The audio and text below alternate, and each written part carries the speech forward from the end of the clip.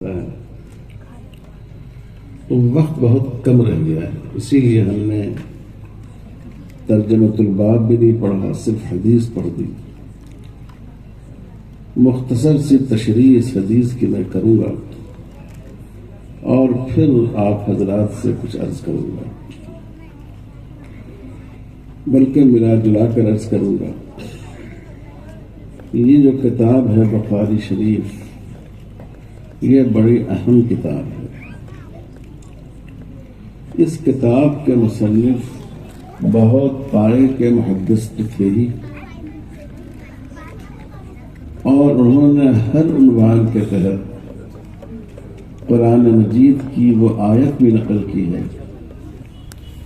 جس سے صراحتاً یا اشارتاً وہ مسئلہ ثابت ہوتا ہے جس کو عنوان میں ذکر کیا گیا ہے۔ اس سے معلوم ہوتا ہے کہ قرآن مجید کے علوم پر بھی ان کی بڑی گہری نظر تھی، اور جہاں تک فقہ کی بات ہے تو امام بخاری رحمۃ اللہ علیہ اپنے زمانے کے بہت بڑے فقہا مانے گئے، اور جو آپ نے اس کتاب میں تراجم پڑھے ہیں ان سے امام بخاری کا تفقہ ظاہر ہے۔ بہت سے مسائل جو امام بخاری نے اپنی اس کتاب میں بیان کیے ہیں نہ آپ کو حدیث کی کسی کتاب میں ملیں گے، نہ مسلم میں، نہ ترمذی میں، نہ ابو داؤد میں، اور نہ فقہ کی کتاب میں ملیں گے، نہ ہدایہ میں، نہ کنز الدقائق میں۔ بڑی باریک بینی سے امام بخاری رحمۃ اللہ علیہ نے ایسے مسائل کو بیان فرمایا ہے جن کی طرف عام طور پر لوگوں کی نگاہ نہیں جاتی ہے، لیکن اس کے ساتھ ساتھ ایک بڑی اہم بات یہ ہے کہ امام بخاری زمانہ آگاہ عالم تھے، اپنے زمانے کے حالات سے، اپنے زمانے کے افکار سے، اپنے زمانے کے مذاہب سے، اپنے زمانے کے کسٹم سے، اپنے زمانے کے لوگوں کی سوچ سے بہت اچھی طرح واقف تھے۔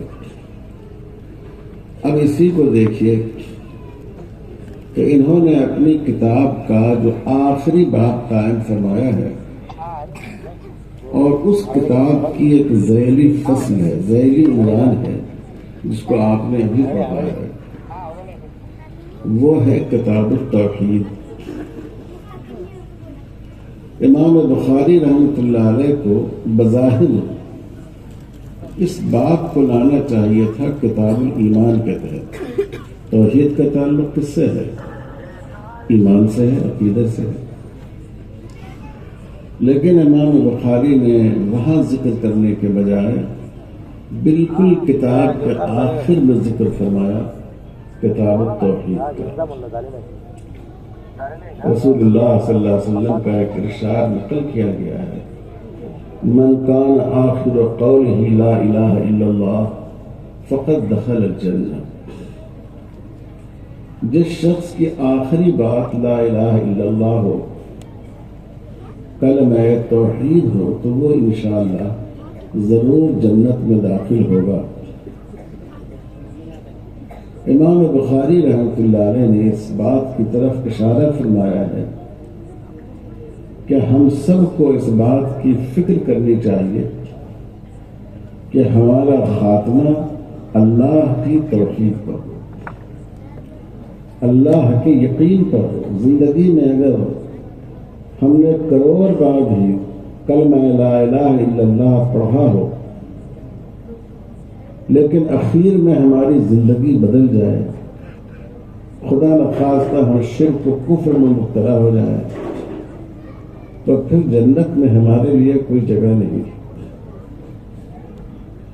میرے بھائیوں، یہ امام بخاری رحمۃ اللہ علیہ نے کس ماحول میں یہ باب قائم کیا ہے؟ امام بخاری کا تعلق فارس ایران کے علاقے سے تھا، ایران شرک کی آماجگاہ تھا. وہاں آگ کی پوجا ہوتی تھی، آتش پرست لوگ تھے. وہاں سورج اور چاند کی پوجا ہوتی تھی. وہاں قدرت کے مختلف مظاہر کی پوجا کی جاتی تھی.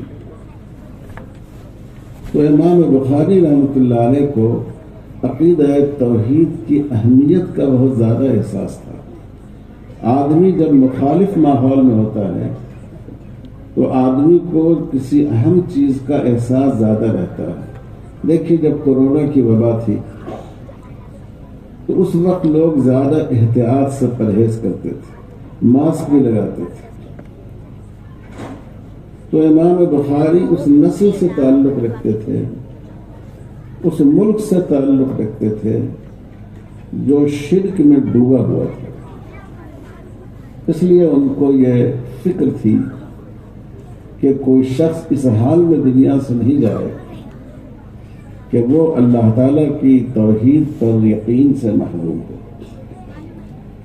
میں آپ عزیزوں کو بھی کہتا ہوں اور میں یہاں بیٹھے ہوئے اتنے سارے مسلمانوں کو بھی کہتا ہوں کہ ہمارے ذہن میں آج اس ملک میں بہت سارے مسائل ہیں.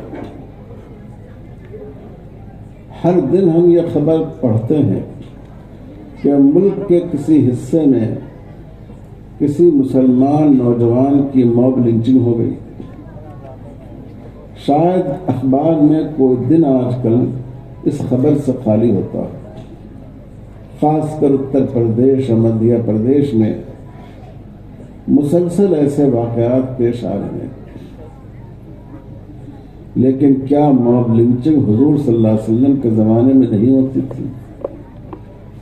اسلامی تاریخ میں پہلی موب لنچنگ حضرت سمیہ رضی اللہ تعالی عنہ کی، جن کو مکہ مکرمہ میں برسر بازار قتل کر دیا گیا اور جن کے دونوں ٹانگوں کو دو اونٹنیوں سے باندھ کر دو مخالف سمتوں میں ہٹا دیا گیا.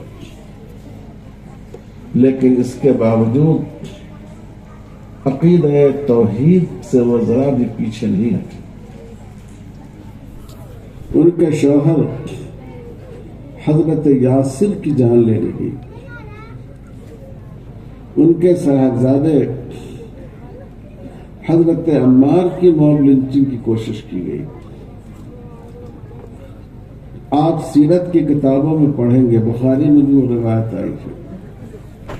حضرت خبیب رضی اللہ تعالیٰ عنہ کے موب لنچنگ کی گئی. بعض مقتولین مہلوکین بدر کے بدلے میں اہل مکہ نے حضرت خبیب کو گرفتار کیا اور درخت سے لٹکا کر ان پر تیروں کی بارش کرتے تھے. ایک تیر پھینکتے، ایک وار کرتے اور پوچھتے، خبیب کیا تم کو یہ بات پسند نہیں ہے کہ آج تم اس مصیبت سے آزاد ہوتے اور تمہاری جگہ تمہارے نبی محمد صلی اللہ علیہ وسلم ہوتے، تم کو نجات مل جاتی؟ حضرت خبیب فرماتے ہیں کہ مجھے تو یہ بھی گوارا نہیں ہے کہ میں اس مصیبت سے نجات پا جاؤں اور ہمارے رسول صلی اللہ علیہ وسلم کو کوئی ہلکی سی چوٹ بھی آئی، ہلکی سے خراش بھی آئے. کیا حضرت بلال رضی اللہ تعالی عنہ کی موب لنچنگ نہیں ہوئی، جن کو گرم اور تپتی ہوئی ریت پر گردن میں رسیاں ڈال کر گھسیٹا جاتا تھا؟ کیا حضرت صہیب رضی اللہ تعالیٰ عنہ کی موب لنچنگ نہیں ہوئی، جن کو سلگائے ہوئے کوئلے پر سلا دیا جاتا تھا اور اوپر سے پتھر کی سلیں رکھ دی جاتی تھی کہ وہ حرکت نہ کر پائیں اور ان کے جسم سے رسنے والے لہو کے ذریعے آگ بجھا کرتی تھی؟ صحابہ کی پوری تاریخ بالخصوص مکی زندگی کی موب لنچنگ کے واقعات سے بھری ہوئی ہے. اور کیا حضور صلی اللہ علیہ وسلم کی موب لنچنگ کی کوشش نہیں کی گئی؟ آپ خانہ کعبہ کے صحن میں نماز پڑھ رہے ہیں، جب سجدے میں گئے تو اونٹ کی اوچھ آپ کی گردن میں ڈال دی گئی۔ یہ اس زمانے میں پھانسی دینے کا ایک طریقہ تھا، کیونکہ اونٹ کی اوچھ بہت وزنی ہوتی ہے، اس طرح وہ ڈالی جاتی تھی کہ آدمی کا دم گھٹ کر رہ جائے۔ حضرت عبداللہ ابن مسعود رضی اللہ تعالیٰ عنہ فرماتے ہیں کہ میں اس منظر کو دیکھ رہا تھا، لیکن میں مکے کا رہنے والا نہیں تھا، اکیلا تھا۔ مجھے ہمت نہیں ہوئی کہ میں آگے بڑھ کر لوگوں کو روکنے کی کوشش کروں، یہاں تک کہ حضرت فاطمہ الزہرا رضی اللہ تعالیٰ عنہا کو اطلاع دی گئی۔ وہ تشریف لائی، انہوں نے اپنے ہاتھوں سے آپ کی پشت مبارک کو صاف کیا اور اوجھڑی کو ہٹایا۔ آج ہم یہ محسوس کرتے ہیں کہ مسلمانوں کو معاشی اعتبار سے پریشان کرنے کی کوشش کی جا رہی ہے مسلمان ہونے کی وجہ سے، لیکن کیا یہ ایسا واقعہ پہلے نہیں پیش آیا؟ آپ نے اسی کتاب میں پڑھا ہے کہ آپ صلی اللہ علیہ وسلم کا بائیکاٹ کیا گیا۔ 3.5 سال آپ شاہ ابی طالب میں اپنے قبیلے کے ساتھ محصور ہو گئے، کھانے کا ایک دانہ مسلمانوں کو دینے کی اجازت نہیں تھی۔ بعض لوگ جو ہمدردی رکھتے تھے وہ رات کی تاریکی میں اونٹ پر کچھ مال رکھ کر خود سامنے آئے بغیر اس جانب ہٹا دیتے تھے جس طرف مسلمانوں کا قیام۔ حضرت بلال رضی اللہ تعالیٰ عنہ فرماتے ہیں کہ ہم پر ایسے دن بھی گزرے کہ ہمارے اور حضور صلی اللہ علیہ وسلم کے کھانے کے لیے اتنی کم چیز تھی کہ اگر میں اس بغل میں رکھ لیتا تو وہ نظر نہیں آتی۔ اور روایت کرنے والے نقل کرتے ہیں کہ لوگ درخت کے پتے کھانے پر مجبور ہو گئے، یہاں تک کہ بہت سے لوگوں کے فضلے پیخانے جانوروں کی طرح ہونے لگے۔ تو کیا معاشی بائیکاٹ اس وقت نہیں ہوا؟ اس وقت بھی ہوا۔ ان سب باتوں کو امام بخاری نے اس کتاب میں نقل کیا ہے۔ پھر یہ بات قائم کرتے ہیں کتاب التوحید، ایک مومن کا مقام یہ ہے کہ کتنی بھی آزمائشیں اور ابتلائیں آئیں اس کا پاؤں کہیں ڈگمگائے نہیں، وہ اللہ کی توحید پر قائم ہے، محمد رسول اللہ صلی اللہ علیہ وسلم سے اس کا رشتہ ٹوٹنے نہیں پائے۔ حضور صلی اللہ علیہ وسلم سے وہ اپنے رشتہ محبت کو قائم رکھے، یہ ایمان کی علامت ہے اور یہ ایمان کا لازمی جز ہے۔ آپ غور فرمائیے، اللہ تعالیٰ کو سب سے زیادہ محبوب کس کی ذات تھی؟ بتاؤ بچوں، آپ صلی اللہ علیہ وسلم کی ذات تھی۔ اگر اللہ چاہتے تو آپ کو مشقتوں اور تکلیفوں میں نہیں ڈالتے، آپ کے لیے پھولوں کی سیج بچھی ہوتی، آپ کے کو لوگ گلے میں ہار پہناتے، پھول برساتے آپ پر۔ اور فتح مکہ کے بعد رسول اللہ صلی اللہ علیہ وسلم کے ساتھ ایسا ہوا، لیکن غور کیجیے کہ جب آپ پہلی دفعہ صفا کی پہاڑی پر چڑھے اور آپ نے لوگوں کو ایمان کی دعوت دی تو ایک شخص بھی ایمان نہیں لایا۔ کیا اللہ اس بات پر قادر نہیں تھے کہ اسی وقت لوگوں کے دلوں میں ایمان ڈال دیتے، سارے لوگ مسلمان ہو جاتے اور نعرہ لگاتے ہوئے، پھول برساتے ہوئے، پھولوں کا ہاتھ پہناتے ہوئے رسول اللہ صلی اللہ علیہ وسلم کو اپنے گھر لے کر آتے؟ کہ یہودیوں کے پاس، بنی اسرائیل کے پاس تو بہت سے انبیاء آئے، ہمارے ہاں حضرت اسماعیل کے بعد کوئی نبی نہیں آئے، آج اللہ نے ہمیں بھی ایک نبی دے دیا ہے، لیکن ایسا نہیں ہوا۔ ہر طرح کی آزمائش اور تکلیف سے آپ کو گزارا گیا، جان کی بازی بھی لگی، آپ معاشی اور مالی تنگی سے بھی دوچار کیے گئے، بال بچوں اور ساتھیوں کے نقصان سے بھی گزارے گئے۔ میرے بھائیوں، ایسا کیوں کیا گیا؟ اس امت کو جن جن ابتلاؤں اور آزمائشوں سے گزرنا تھا، اور اس امت کی زندگی میں جو جو مشکلات آنی تھی، ہمارے آقا صلی اللہ علیہ وسلم کو ان مشکلات سے گزارا گیا، تاکہ جب ایسے حالات پیدا ہوں تو مسلمانوں کے سامنے حضور صلی اللہ علیہ وسلم کا اسوہ باقی رہے۔ میرے بھائیوں، آج بھی اس بات کی بہت ضرورت ہے کہ ہزار مشکلات کے باوجود ہم اپنے آپ کو اور اپنی نسلوں کو ایمان پر قائم رکھیں۔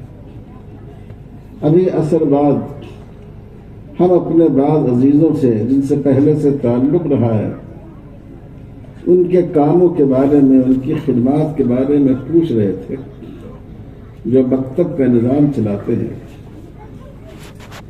تو معلوم یہ ہوا کہ بعض علاقوں میں جو مسلمان بچے اور بچیاں اسکولوں میں پڑھتے ہیں،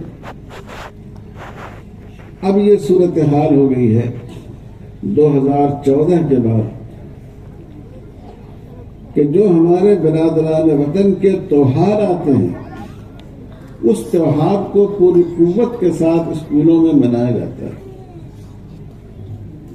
مسلمان بچوں اور بچیوں کو بھی اس تہوار میں شرکت پر مجبور کیا جاتا ہے، ان کی برین واشنگ ہوتی ہے، ان کو سمجھایا جاتا ہے، مشرکانہ خیالات ان کے ذہن میں بٹھانے کی کوشش کی جاتی ہے۔ جو ہمارے ہاں نیا نظام تعلیم آ رہا ہے، اس میں پوری طرح شرک کو شامل کر دیا گیا ہے۔ جو دو مالائی کہانیاں ہیں، ان کو ایک حقیقی اور سچی کہانیوں کے طور پر پیش کیا جا رہا ہے۔ میرے بھائیوں اور بزرگوں، جو ہمارے بچے ہیں اور ہماری آئندہ نسلیں ہیں، جب اس ماحول میں پڑھیں گی تو ان کے ایمان کو بچانا مشکل ہو جائے گا۔ اس لیے ایسے موقع پر امام بخاری رحمۃ اللہ علیہ کی اس توجہ دہانی کو اپنے سامنے رکھیے کہ مومن کے لیے سب سے بڑا سرمایہ اس کا عقیدہ توحید ہے، وہ اللہ کو ایک مانتا ہے۔ رسول اللہ صلی اللہ علیہ وسلم نے اس عقیدے کو لوگوں کے ذہن میں بٹھانے کی پوری کوشش فرمائی۔ عرب کے لوگ جب اس زمانے میں غلامی کا نظام تھا، غلام اپنے آقا کو، اپنے مالک کو رب کہتا تھا، اور آقا اپنے غلام کو عبد کہتا تھا۔ رسول اللہ، حالانکہ وہ خدا کے معنی میں نہیں تھا، رب مالک کے معنی میں تھا، عبد غلام خادم کے معنی میں تھا، لیکن چونکہ رب اللہ کے لیے استعمال ہوتا ہے اور چونکہ عبد اللہ کی طرف سے اس کی مخلوق کو کہا جاتا ہے، اس لیے حضور صلی اللہ علیہ وسلم نے فرمایا کہ غلام اپنے آقا کو رب نہیں کہے، سید کہے، اور آقا اپنے غلام کو عبد نہیں کہے، مولا کہے، تاکہ یہ لفظ کہیں انسان کو شرک کی طرف لے کر نہ چلا جائے۔ نماز کتنی اہم عبادت ہے، لیکن آپ صلی اللہ علیہ وسلم نے 3 وقتوں میں نماز پڑھنے کو منع فرمایا۔ سورج کے نکلنے کے وقت، سورج کے ڈوبنے کے وقت، جب سورج بیچ آسمان پر ہو۔ کیوں ان اوقات میں نماز پڑھنے سے منع فرمایا؟ کیونکہ یہی وہ وقت ہے، یہی وہ اوقات ہیں جن میں لوگ سورج کی پوجا کرنے والے لوگ سورج کی پرستش کیا کرتے تھے۔ اس لیے حضور صلی اللہ علیہ وسلم نے ان اوقات میں عبادت کرنے سے منع فرمایا، تاکہ مسلمانوں کا عمل سورج پوجنے والی قوموں کے مماثل نہ ہو جائے۔ تو قدم قدم پر آپ صلی اللہ علیہ وسلم نے اس کی ہدایت فرمائی۔ ہمارے فقہاء نے لکھا کہ اس طرح نماز پڑھنا کہ آپ کے سامنے چراغ کے شعلے جل رہے ہوں، مکروہ ہے۔ کیوں مکروہ ہے؟ کیونکہ جو قومیں آگ کی پوجا کیا کرتی تھی وہ آگ کے شعلے کو اپنے سامنے رکھ کر پوجا کیا کرتی تھی، اس میں ان سے مشابہت ہو جاتی ہے، ان سے مماثلت ہو جاتی ہے، اس لیے آپ صلی اللہ علیہ وسلم نے اس کو منع فرمایا۔ وقت نہیں ہے کہ میں اور مثالیں دوں، اتنی زیادہ کوششیں آپ نے اس لیے فرمائی کہ مسلمان اپنے عقیدہ توحید میں خدا نخواستہ کمزور نہ پڑ جائے۔ آپ صلی اللہ علیہ وسلم نے ایک بار فرمایا، ایک صحابی سے حضور نے پوچھا کہ اگر تم اپنی بیوی کو کسی دوسرے کے ساتھ دیکھو، نامناسب حالات میں دیکھو، تو تمہارے کیا جذبات ہوں گے؟ کہنے لگے میں ایسی تلوار ماروں گا کہ 4 ٹکڑے ہو جائیں، 2 اس مرد کے اور 2 اس عورت کے۔ حضرت سعد رضی اللہ تعالیٰ عنہ کو حضور صلی اللہ علیہ وسلم نے فرمایا، سعد کی غیرت دیکھتے ہو؟ سعد جتنے غیرت مند ہیں میں ان سے زیادہ غیرت رکھتا ہوں، اور میں جتنا غیرت مند ہوں اللہ کی غیرت اس سے کہیں بڑھی ہوئی ہے۔ جب کوئی انسان اپنی پیشانی کو اللہ کے سوا کسی اور کے سامنے جھکاتا ہے تو اللہ کو اس سے زیادہ غیرت آتی ہے جتنی کسی شوہر کو اس بات پر غیرت آتی ہے کہ اس کی بیوی کا کسی دوسرے مرد سے تعلق ہو۔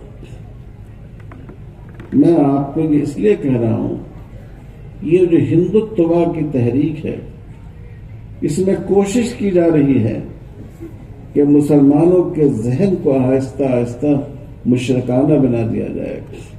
آپ بھی برادران وطن کے ساتھ گنیش جی کی، گنپتی کی پوجا کریں، آپ بھی درگا دیوی کو مالا چڑھائیں، آپ کے بچے بھی اسکولوں میں سرسوتی دیوی کو مالا چڑھائیں، آپ بھی وندے ماترم پڑھیں جس میں زمین کو معبود کا درجہ دیا گیا ہے، آپ بھی سوریہ نمسکار میں شریک ہوں، آپ بھی یوگا کریں جس کا ایک جز سوریہ نمسکار ہے۔ یعنی بہت ہی خوبصورتی کے ساتھ بھارتیہ سنسکرتی کے نام پر، ملک کے کلچر کے نام پر آپ کو اپنے رنگ میں رنگنے کی کوشش کی جا رہی ہے۔ ان حالات میں دوستو بہت ضرورت ہے خود اسلام کے عقیدہ توحید کو سمجھیے اور اپنے بچوں کو سمجھائیے، پہلے دن سے سمجھائیے۔ آپ کھانا کھلاتے ہیں، بچوں کو کھانے کی دعا سکھاتے ہیں، کیا دعا سکھاتے ہیں بتاؤ؟ کیا دعا پڑھتے ہیں؟ بسم اللہ و برکت اللہ، اللہ کے نام سے اور اللہ کی برکت سے۔ جب آپ اپنے بچے کو یہ دعا سکھائیں تو آپ ان کو سمجھائیں، بچوں جانتے ہو یہ دعا میں تم کو کیوں سکھاتا ہوں؟ روزی دینے والے اللہ ہیں۔ آپ کے بچوں میں کو اسکولوں میں یہ بات سمجھائی جائے گی کہ دیکھو تم کو آئندہ جاب کی ضرورت ہے نا، معاش کی ضرورت ہے نا، اگر اس کی ضرورت ہے تو فلاں دیوی یہ رزق کی دیوی ہے، یہ روزی کی دیوی ہے، ان کے سامنے پرارتھنا کرو تم کو جاب حاصل ہوگی۔ یہ تعلیم کی دیوی ہے سرسوتی جی، ان کے سامنے پرارتھنا کرو تم اچھے مارکس لاؤ گے، کمپٹیشن کے امتحان پاس کرو گے۔ یہ طاقت کی دیوی ہے درگا جی، تم ان کے سامنے جھکو تم کو طاقت حاصل ہوگی۔ یہ آپ کے بچوں کا ذہن بنایا جائے گا۔ تو آپ کا بھی کام یہ ہے، ہمارا بھی یہ کام ہے کہ ہم اپنے بچوں کو بالکل شروع سے ان کے ذہن میں یہ بات بٹھا دیں۔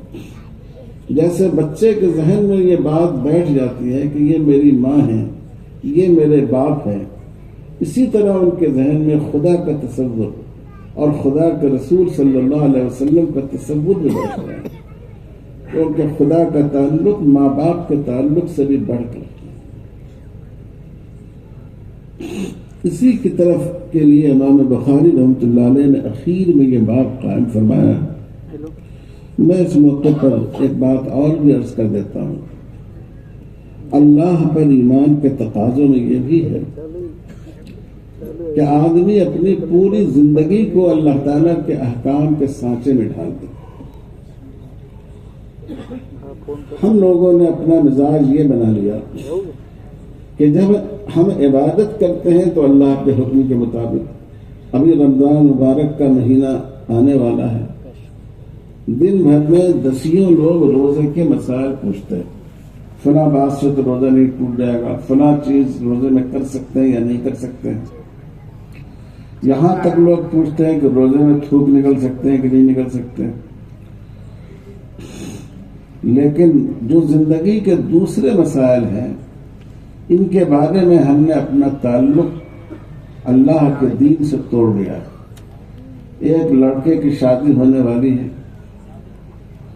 وہ آ کر یہ نہیں پوچھتا ہے کسی عالم دین سے کہ آپ بتائیے نکاح کرنے کا شرعی طریقہ کیا ہے، کیا کیا باتیں نکاح میں ناجائز ہیں. نہ بچہ پوچھتا ہے، نہ اس کے باپ پوچھتے ہیں، نہ اس کی ماں پوچھتی ہے. مسائل سے واقف نہیں. میں دلی میں مجھے ایک صاحب ایک نکاح میں لے گئے اور خواہش کی کہ آپ نکاح پڑھا دیں. لڑکی کے والد سے میں نے پوچھا کہ آپ نے بچی سے اجازت لے لی ہے؟ کہنے لگے میں تو اس کا باپ ہوں. میں نے کہا ٹھیک ہے آپ اس کے باپ ہیں، لیکن آپ نے اپنی بچی سے اجازت لی کہ میں تمہارا نکاح فلاں لڑکے سے اتنے مہر کے عوض کرنے جا رہا ہوں. کہا میں اس کا باپ ہوں، میں کیا اجازت لوں گا، مجھے اس سے اجازت لینے کی کیا ضرورت ہے. اب آپ سوچئے کہ لوگ شریعت کے احکام سے کتنے ناواقف. میں نے کہا کہ آپ جانتے ہیں نا حضرت فاطمہ الزہرا کا نکاح سیدنا حضرت علی رضی اللہ تعالیٰ عنہ سے ہوا. حضور نے حضرت فاطمہ رضی اللہ تعالیٰ عنہ کی رضامندی معلوم کی اور ان کی رضامندی معلوم کرنے کے بعد ان کا نکاح سیدنا حضرت علی رضی اللہ تعالیٰ عنہ سے کیا. یہ نہیں ہے کہ آپ نے اپنے طور پر نکاح کر دیا. حضور صلی اللہ علیہ وسلم کی خدمت میں ایک لڑکی آئی اور اس نے کہا کہ میرے والد نے میرا نکاح فلاں لڑکے سے کر دیا ہے جس کو میں ناپسند کرتی ہوں. حضور صلی اللہ علیہ وسلم نے اس کے والد کو بلایا، ان کی تنبیہ کی اور اس نکاح کو ختم کر دیا. تو میں نے ان کو سمجھایا کہ آپ والد ضرور ہیں، لیکن نکاح کا اختیار اللہ نے والد کو نہیں دیا، لڑکے اور لڑکی کی اپنی ذات کو دیا. وہ نکاح کرے لیکن اپنے والدین کو اعتماد میں لینے کی کوشش کرے. یہ کیوں ہے؟ اس لیے ہے کہ ہم لوگوں کو شریعت کے مسائل نہیں بتاتے. ہم نے دین کو نماز تک محدود کر لیا. افسوس کی بات ہے ہمارے سماج میں طلاق کے، خلا کے کتنے واقعات پیش آتے ہیں. مسلم پرسنل لا بورڈ کا میں خادم ہوں. کئی کیس اس وقت سپریم کورٹ میں چل رہے ہیں. یہ کیس ہم لوگوں پر گورنمنٹ نے نہیں کیا ہے، ہم ہی کا ایک فرد کورٹ میں چلا جاتا ہے اور کورٹ کو ہماری شریعت میں مداخلت کا موقع دیتا ہے. شریعت میں یقیناً مرد کو طلاق دینے کا اختیار دیا گیا ہے اگر اس کی ضرورت ہو، لیکن یوں ہی اختیار نہیں دیا گیا. قرآن مجید نے کہا کہ اگر میاں بیوی میں اختلاف ہو اور واقعی بیوی کی زیادتی ہو، یہ نہیں ہے کہ کھانا اچھا نہیں پکایا طلاق دے دیا. اچھا کھانا پکانا بیوی کی ذمہ داری نہیں ہے. ہمارے آپ کے کپڑے دھونا بیویوں کی ذمہ داری نہیں ہے. یہ تو باہمی اخلاقی معاملات ہیں. تو کھانا اچھا نہیں پکا اب بیوی کو طلاق دے دیا. اگر واقعی بیوی کی زیادتی، عورت کی طرف سے زیادتی ہو، نماز نہیں پڑھتی ہو، وہ ایسے مردوں سے، غیر محرم مردوں سے بات چیت کرتی ہو جس سے بدگمانی پیدا ہوتی ہو، اس طرح کے اگر واقعات ہوں تب یہ بیوی کی نافرمانی ہے جس کو شریعت میں نشوز کہتے ہیں۔ کیا کریں گے ایسے موقع پر؟ اللہ تعالیٰ نے فرمایا کہ سب سے پہلے نصیحت کریں گے، فَعِظُوهُنَّ، اپنی بیوی کو لے کر آپ بیٹھیں گے۔ دیکھو ہمارا تمہارا نکاح کا رشتہ ہوا، اتنا مقدس رشتہ ہے، اس رشتے سے ہمارا تمہارا بچوں کا سکون وابستہ ہے، لیکن تم جو یہ حرکت کرتی ہو اس سے مجھے ٹینشن ہوتا ہے، اور جب مجھ کو ٹینشن ہوتا ہے میں غصے کا اظہار کرتا ہوں تو تم کو ٹینشن ہوتا ہے، تو کیوں نہ تم اس کو چھوڑ دو۔ دیکھو حضور صلی اللہ علیہ وسلم کی بیویاں حضور کے ساتھ کیسے زندگی گزارتی تھی، کیسی تندرستی کے ساتھ۔ فَعِظُوهُنَّ، ان کو سمجھائیے، سمجھایا، پند و نصیحت کی، مگر کوئی اثر ظاہر نہیں ہوا، فائدہ نہیں ہوا، تو پھر اللہ تعالیٰ نے کہا وَهْجُرُوهُنَّ فِي الْمَضَاجِعِ، چند دن ان سے ترک تعلق کر لو۔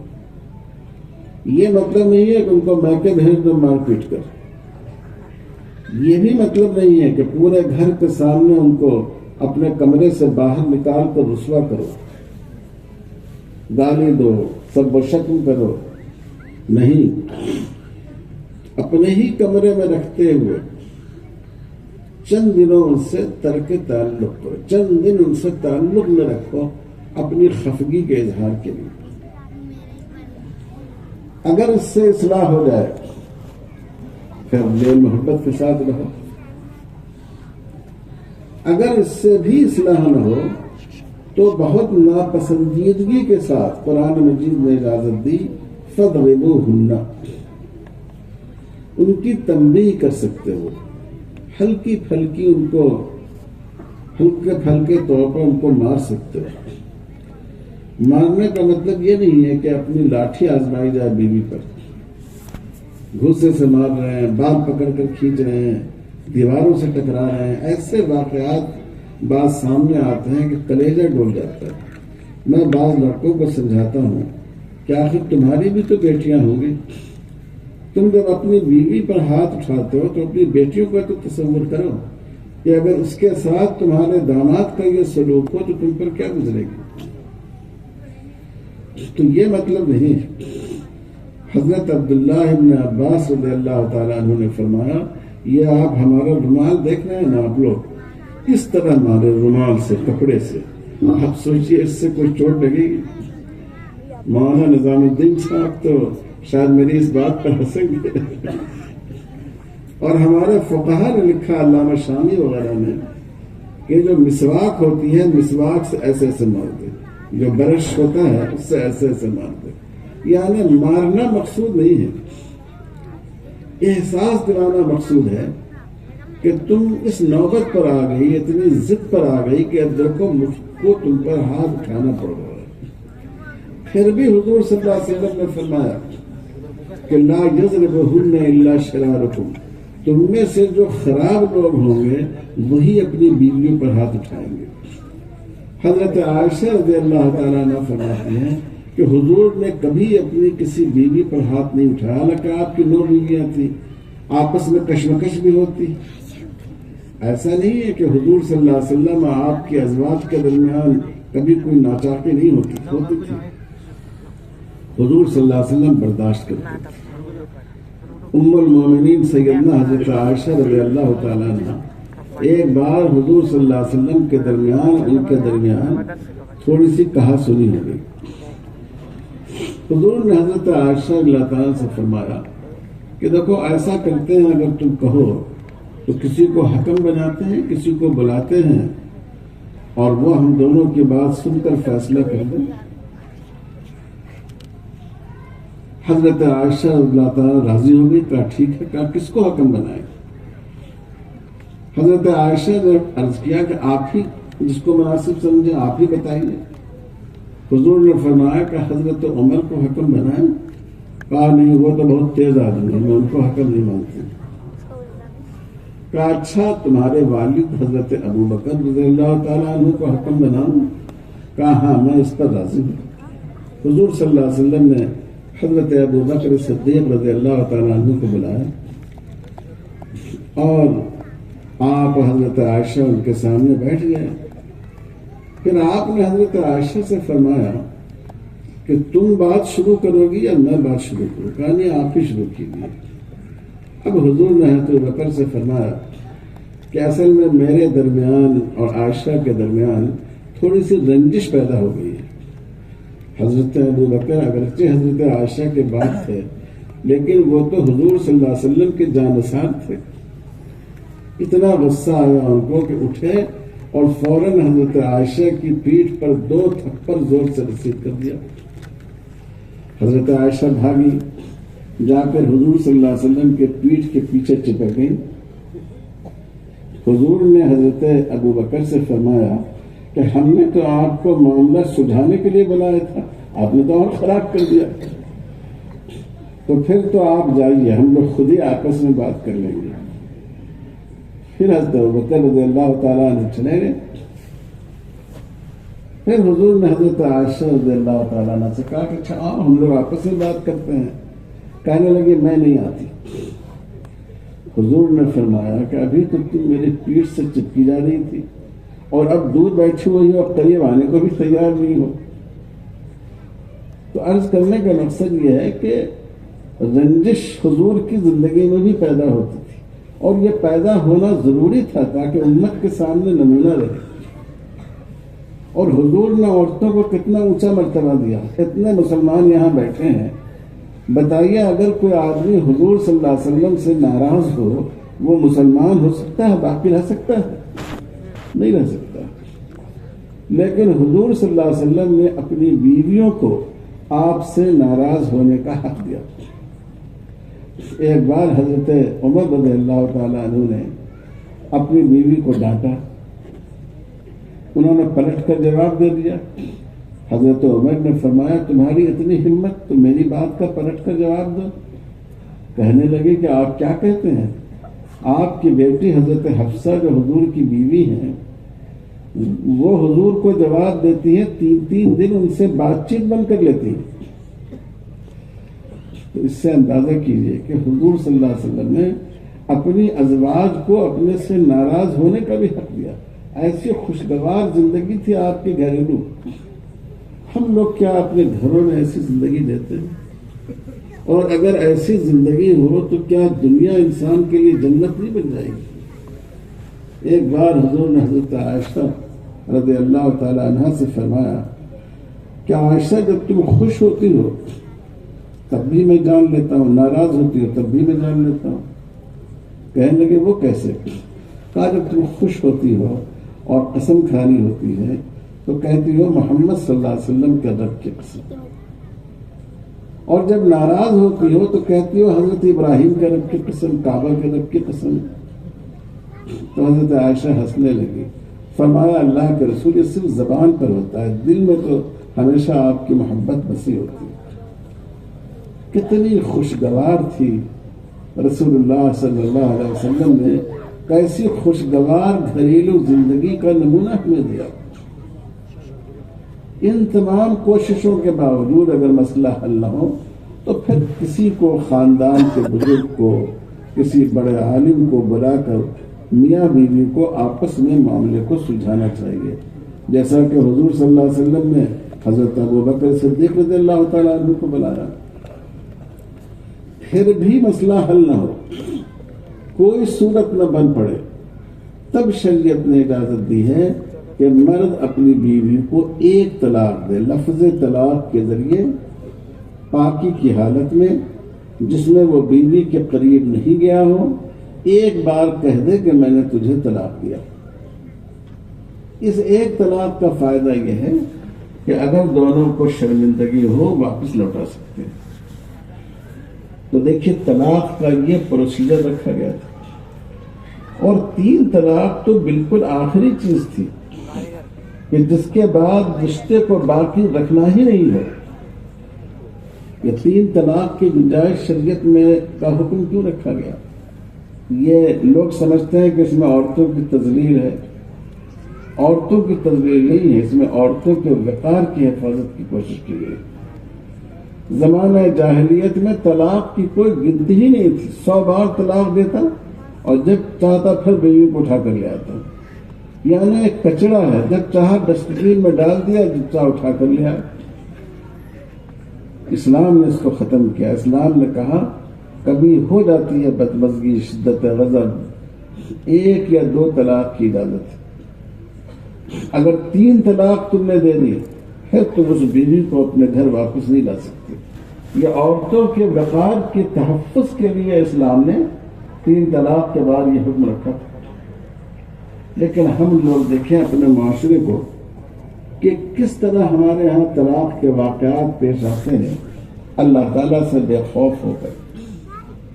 تو اللہ تعالیٰ کی توحید، اللہ پر ایمان میں یہ بات بھی شامل ہے کہ آدمی اپنی پوری زندگی کو اللہ تعالیٰ کے حکم کے مطابق گزارے. نکاح تو کیا اللہ کے حکم کے مطابق کہ نکاح سنت ہے حضور صلی اللہ علیہ وسلم کی، اور جب طلاق دینے کی نوبت آئی تو دے دیا شریعت کے خلاف.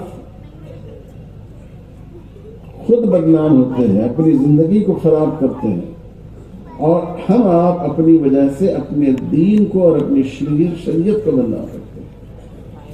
لوگوں کو کہنے کا موقع ملتا ہے، میڈیا کا موضوع بن جاتا ہے، اخبارات کا موضوع بن جاتا ہے کہ مسلمان عورتوں کی عزت نہیں کرتے. ہمارے رسول صلی اللہ علیہ وسلم نے عورتوں کی کتنی عزت کی. آپ نے فرمایا اللہ نے جس کو 1 بیٹی دی ہو یا 2 بیٹی دی ہو یا 3 بیٹیاں دی ہو یا جتنی بیٹیاں دی ہو، اگر وہ محبت کے ساتھ ان کی پرورش کرے اور اپنے بیٹوں کو بیٹیوں پر ترجیح نہیں دے، بیٹیوں کو حقیر نہیں سمجھے، تو جنت میں ہم اور وہ ان 2 انگلیوں کی طرح ہوں گے. یہ بات حضور نے لڑکوں کے بارے میں نہیں فرمائی، لڑکیوں کے بارے میں فرمائی. اور حضور صلی اللہ علیہ وسلم نے فرمایا کہ تم میں سے بہترین شخص وہ ہے جس کے اخلاق بہتر ہوں. اور یہ نہیں فرمایا کہ بہتر اخلاق والا وہ ہے جو اپنے پیر کا بہت ادب کرتا ہو، اپنے امیر کا بہت ادب کرتا ہو، اپنے عالم کا بہت ادب کرتا ہو. آپ نے فرمایا ان احسنکم خلقا احسنکم لأہلہ، تم میں جو اپنی بیوی کے ساتھ، اپنے بچوں کے ساتھ بہتر اخلاق رکھے وہ اچھے اخلاق والا. اور ماں کے بارے میں آپ نے فرمایا، وہ تو آپ جانتے ہیں کہ ماں کے قدموں کے نیچے جنت ہے. تو میرے بھائی اور بزرگوں، ہم عقیدہ توحید پر اپنے آپ کو، اپنی نسلوں کو مضبوطی سے قائم رکھیں اور اپنے آپ کو حضور صلی اللہ علیہ وسلم کی دی ہوئی شریعت پر عامل رکھیں. یہ پوری کتاب حضور کی شریعت کو بتانے والی ہے. اس کی ابتدا اخلاص نیت سے ہوئی ہے کہ ہر عمل